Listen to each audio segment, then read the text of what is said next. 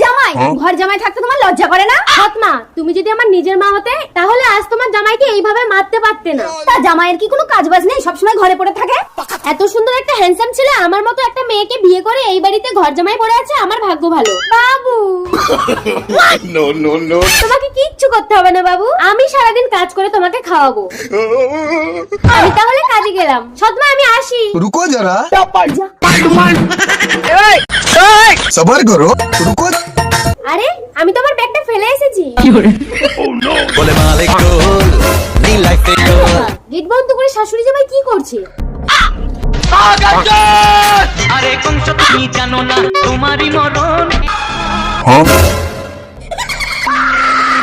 আমার বাবাকে তাহলে তুমি এইভাবে মেরেছো সৎমা? Hello police. পৃথিবীতে যখনই যখনই অসুর মায়ের ইজ্জত লুটতে চেয়েছে তখনই তখনই দেবী অসুরের অকাল বোধন করেছে।